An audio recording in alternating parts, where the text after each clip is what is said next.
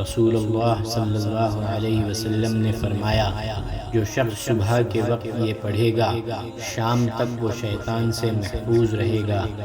اعوذ باللہ السمیع العلیم من الشیطان الرجیم۔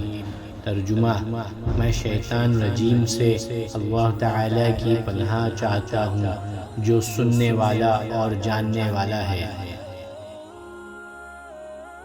رسول اللہ صلی اللہ علیہ وسلم نے فرمایا، وہ آدمی جنت میں داخل نہیں ہو سکے گا جس کے ظلم و ستم سے اس کے پڑوسی محفوظ نہ ہو۔